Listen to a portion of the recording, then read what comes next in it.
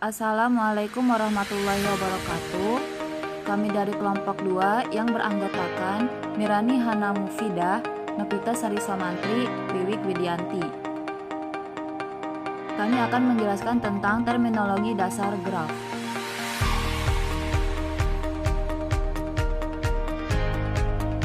Terminologi. Kita akan sering menggunakan terminologi yang berkaitan dengan graf. Di bawah ini didefinisikan beberapa terminologi yang sering dipakai. Contoh, graf pada gambar 8.11 akan digunakan untuk memperjelas terminologi yang kita definisikan. G1 adalah graf sederhana, G2 adalah graf semu yang mengandung sisi ganda maupun gelang, sedangkan G3 adalah graf dengan sebuah simpul yang terpisah dari simpul lainnya. Ketiga graf ini adalah graf yang tidak berarah. Yang pertama yaitu bertetangga.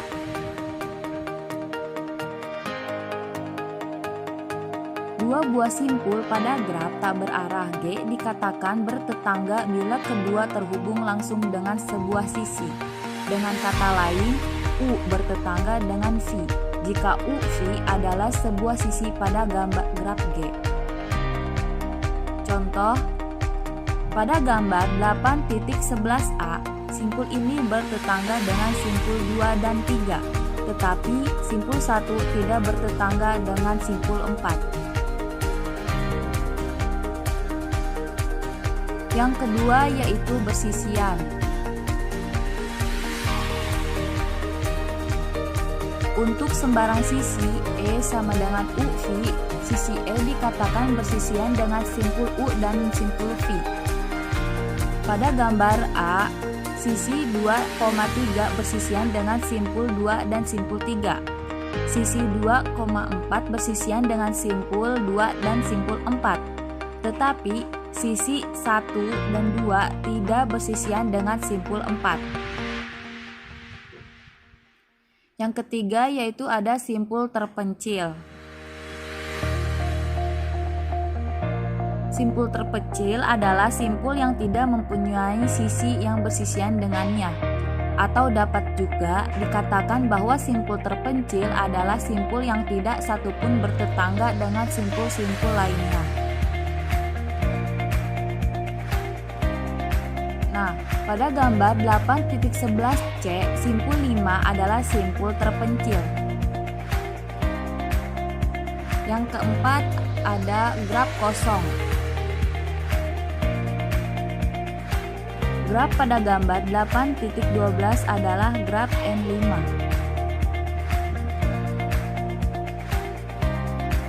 Nah, definisi 8.5, graf yang himpunan sisinya merupakan himpunan kosong disebut sebagai graf kosong dan ditulis sebagai N5, yang di dalam hal ini N adalah jumlah simpul.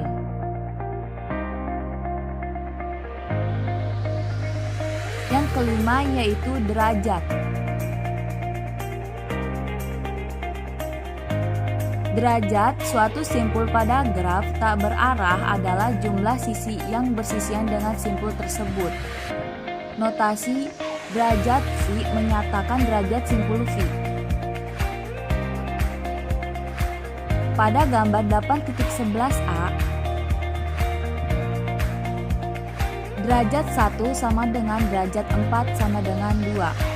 Derajat 2 sama dengan derajat 3 sama dengan 3. Simpul terpencil adalah simpul dengan derajat V sama dengan 0, karena tidak ada satupun sisi yang bersisian dengan simpul tersebut. Pada gambar 8.11c, D5 sama dengan 0.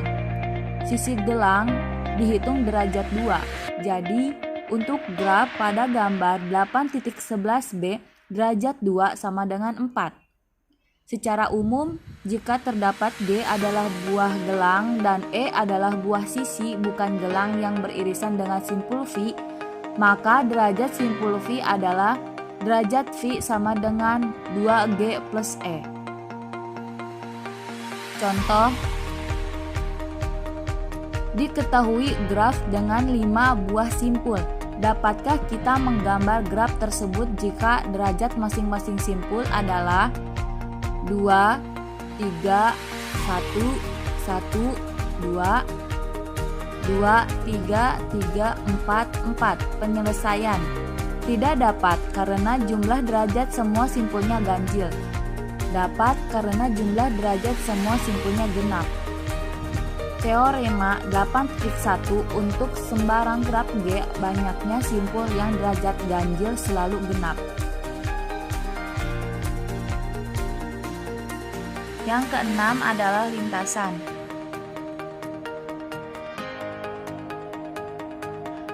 Lintasan yang panjangnya n dari simpul awal V0 ke simpul tujuan Vn di dalam graf ialah barisan berselang-seling simpul-simpul dan sisi-sisi yang berbentuk V0, E1, V1, E2, V2 sampai Vn kurang 1, En, Vn.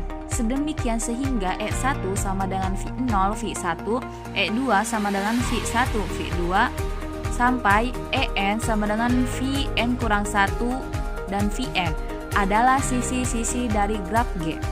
Panjang lintasan adalah jumlah sisi dalam lintasan tersebut. Pada graf yang mengandung sisi ganda, kita harus menulis lintasan sebagai barisan berselang-seling antara simpul dan sisi menghindari kerancuan sisi mana dari sisi-sisi ganda yang dilalui.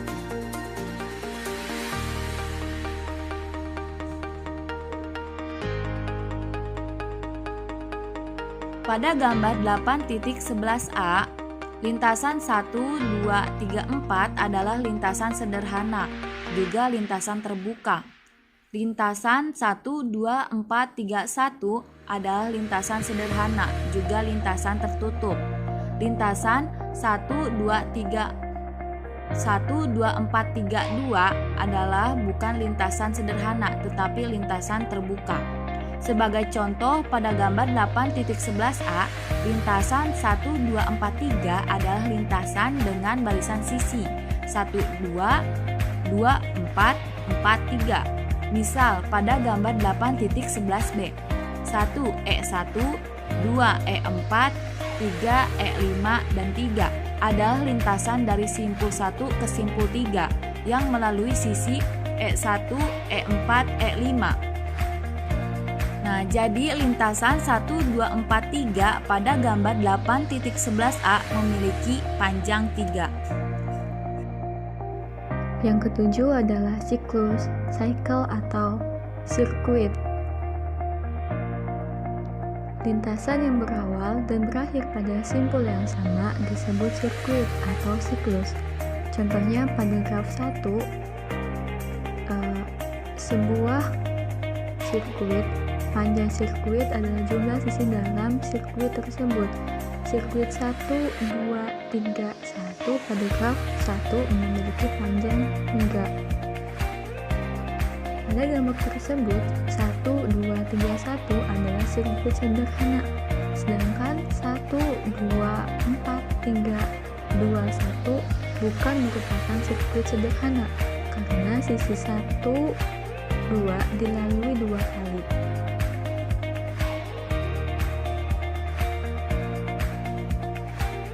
Yang ke-8, terhubung atau connected. Dua buah simpul U dan simpul V disebut terhubung jika terdapat lintasan dari U ke V. Graf tak berarah G disebut graf terhubung, connected graph, jika untuk setiap pasang simpul U dan V di dalam himpunan V terdapat lintasan dari U ke V. Jika tidak, maka G disebut graf tak terhubung atau disconnected graph. Contoh graf terhubung yaitu pada gambar G1 dan G2, sedangkan graf tidak terhubung yaitu 1, 3, 4, 2, 8, 7, 6, 5. Graf berarah G dikatakan berhubung jika graf tak berarahnya terhubung. Dua simpul U dan V pada graf berarah G disebut terhubung kuat, strongly connected, jika terdapat lintasan berarah dari U ke V dan juga sebaliknya, lintasan berarah dari V ke U. Jika U dan V tidak terhubung kuat tetapi tetap terhubung pada graf tak berarahnya, maka U dan V dikatakan terhubung lemah atau weakly connected.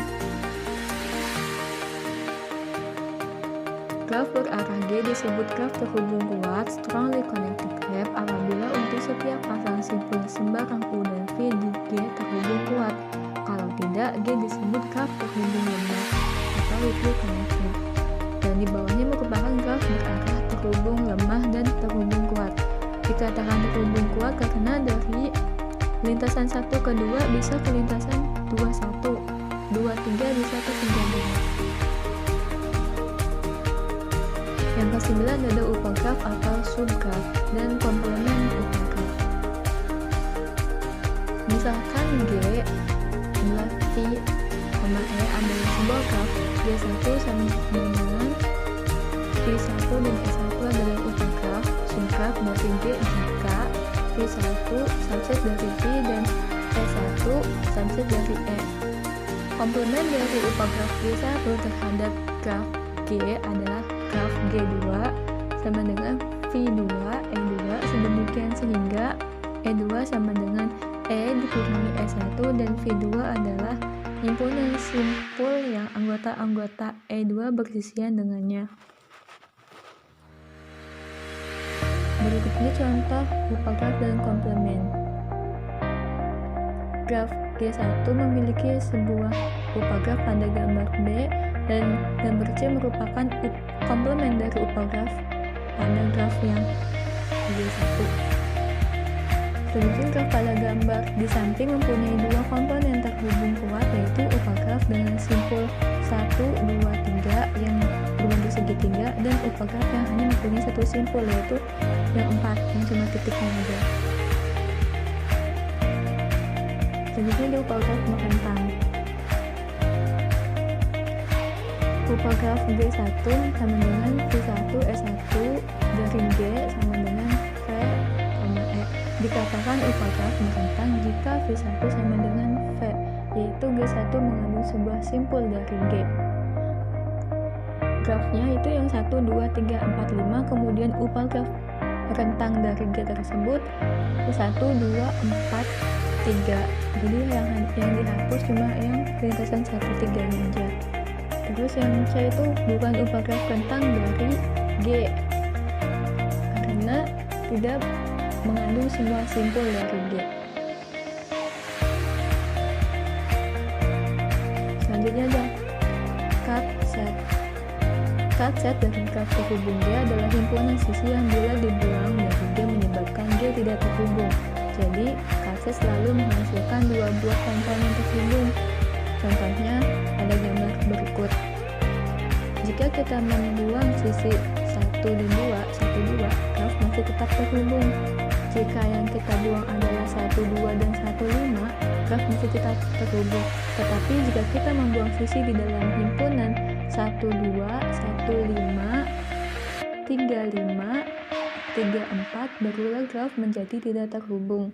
Nah, itu merupakan graf yang ketika kita hapus 1, 2, 1, 5, 3, 5, dan 3, 4. Yang terakhir adalah graf berbobot. Graf berbobot adalah graf yang setiap sisinya diberi sebuah harga atau bobot. Jadi setiap sisinya, misalkan sisi A dan E itu kita nilai bobotnya itu 10, AB bobotnya itu 12, dan seterusnya. Sekian yang dapat kami sampaikan, kurang lebihnya kami mohon maaf. Thanks for watching.